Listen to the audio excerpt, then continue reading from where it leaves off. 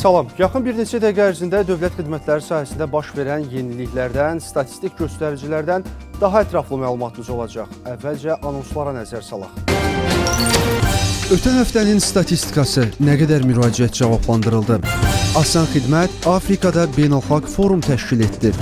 Asan Xidmət növbəti dəfə dövlət xidmətləri forumunda təmsil olundu. Yaşat düşərgəsinin ikinci həftəsi başa çatdı. Zirvə İdarəçilik Marafonunun ilk mövsümü yekunlaşdı.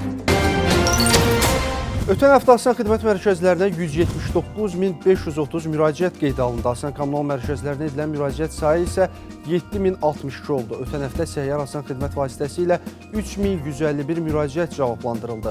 108 çağrı mərkəzinə edilən müraciət sayı 13147 oldu. Vətəndaşlara 8955 viza verildi. Asan ödəniş vasitəsilə 62980 ödəniş həyata keçirildi.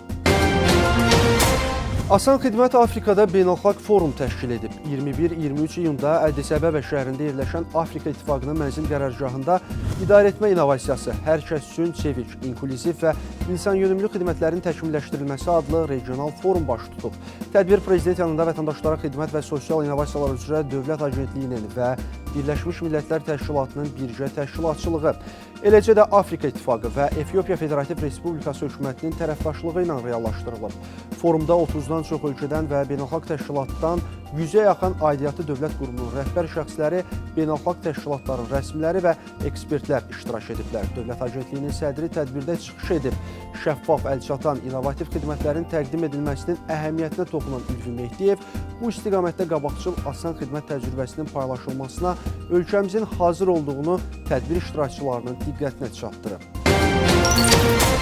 Asan Xidmət növbəti dəfə Dövlət Xidmətləri Forumunda təmsil olunub. Prezident yanında Vətəndaşlara Xidmət və Sosial İnnovasiyalar üzrə Dövlət Agentliyinin sədr müavini Ceyhun Salmanovun rəhbərliyi etdiyi nümayəndə heyəti Özbəkistan Respublikasının Səmərqənd şəhərində keçirilən Birləşmiş Millətlər Təşkilatının Dövlət Xidmətləri Forumunda iştirak edib. Ceyhun Salmanov iştirakçı dövlətlərin nazirlərinin qatıldığı dəyərli masa müzakirələrində ölkəmizin dövlət xidmətləri sahəsindəki uğurları və Asan Xidmət modeli barədə ətraflı məlumat verib. Ölkəmizdə dövlət xidmətlərində tətbiq edilən innovasiyalar, Asan Xidmətin inkişaf yolu, bu istiqamətdə dövlət-özəl tərəfdaşlığının önəmi və fərqli texnoloji həllər beynəlxalq iştirakçılar tərəfindən maraqla qarşılanıb.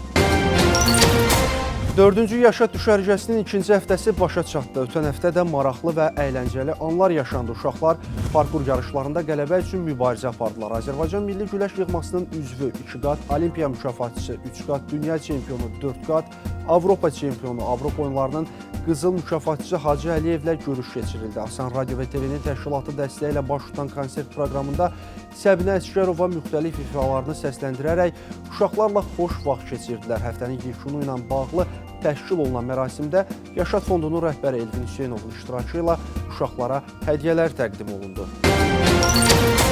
Prezident yanında Vətəndaşlara Xidmət və Sosial İnnovasiyalar üzrə Dövlət Agentliyinin Asan İnnovativ İnkişaf Mərkəzinin təşkilatçılığı ilə keçirilən Zirvə İdarəçilik Marafonunun ilk mövsümü yekunlaşıb. Zəfər qələbəmizin 5-ci il dönümündə və Konstitusiya və Suverenlik ilində keçirilən layihənin məqsədi Prezident İlham Əliyevin zəfər siyasətinin idarəetmə və liderlik sahəsində tətbiqini müzakirə etmək və bu siyasətdən ilham alan işgüzar şəxslərin bilik və bacarıqlarını artırmaqdır.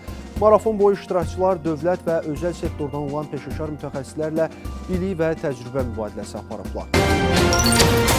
Belə, missiyamız xidmətlərin təşkilində müasir, innovativ texnologiyaların və metodların tətbiqi ilə vətəndaş məmnunluğuna nail olmaqdır. Bu və ya digər maraqlı faktları, faydalı məlumatları, gündəm xəbərlərini qaçırmamaq üçün Asan TV-nin sosial media səhifələrini mütləq izləyin.